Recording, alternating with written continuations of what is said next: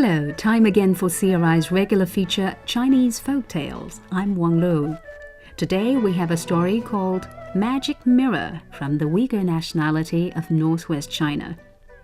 Many years ago, there lived a beautiful princess who had a magic mirror. It enabled her to see everything, anywhere, in any direction she wanted. The princess had decided that whoever wanted to marry her must first find a place to hide for 3 days. On the 3rd day, she would take her magic mirror to the top of the gate tower. If she could not find her suitor, she vowed to become his wife. But if she did find him, he would be executed. Many suitors had met their end in this way. One day, a young man came to the palace and expressed his desire to marry the princess. He was Xiao Wudong, the son of a poor fisherman. The princess laughed at him, believing he was surely doomed, and challenged him to hide for 3 days. Leaving the palace, Xiao Wudong went to one of his best friends, the giant carp who lived in a deep lake, and told him of this problem. The carp opened his mouth wide, swallowed Xiao Wudong, and swam to the depths of the lake. He then ordered all the small fish to swim around and stir up the mud with their tails. The water was soon so murky that not a glimmer of light shone through. At the appointed time, the princess climbed the gate tower and gazed into her magic mirror. She searched everywhere, mountains, vast grasslands, and deserts, every room of every house. She even looked amongst the clouds, but there was no sight of Xiao Wudong.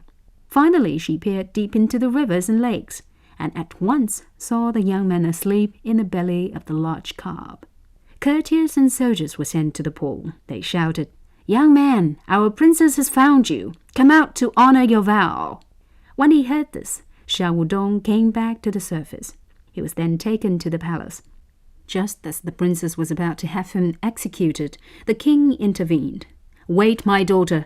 If you have respect for your father's wishes, spare him and let him hide once again." The princess agreed, so Xiao Wudong had another chance.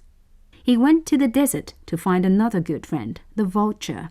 He burnt a feather the vulture had given him, and before long the bird descended from the clouds. He took the young man on his back and soared off into the sky. The vulture flew as high and as far as he could, but on the 3rd day had to return to earth for a drink of water. The pair of them were soon spotted by the princess. She sent her men rushing off to the pool where they were drinking, and Xiao Wudong was dragged back to the palace.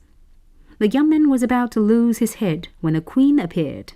She ordered that Xiao Wudong be given a 3rd and final chance. Xiao Wudong knew that if the princess found him this time, then his fate was sealed. His last hope rested on his friend, the fox. He went to the foot of a mountain and lit a fire. The fox trotted up. After hearing Xiao Wudong's sad story, she asked him to wait patiently and disappeared.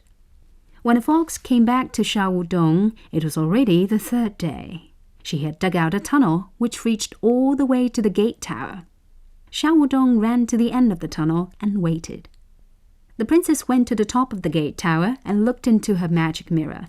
She searched and searched and searched, but it was as if Xiao Wudong had disappeared from the face of the earth. It never occurred to her to search the ground directly beneath her. Frustrated and angry, she finally gave up and climbed down from the gate tower, muttering to herself. Xiao Wudong broke through the ground with his head, leaped out, and grabbed the princess' arm. Of course, the king agreed to let Xiao Wudong marry his daughter, but the young man politely declined, saying that he had offered his hand to the princess only to try and bring an end to her cruel and barbaric marriage requirement. With that, he shot a contemptuous glance at the princess and marched out of the palace. The princess' face turned pale with fury. Without uttering a word, she snatched up her magic mirror and smashed it to pieces. The anger never left her face, spoiling her beauty forever. From that day on, not one man came to ask for her hand in marriage. As for Xiao Wudong, he married his childhood sweetheart, and yes, you guessed correctly, they lived happily ever after. And that's the end of this edition of Chinese Folk Tales. I'm Wang Lu. See you next week.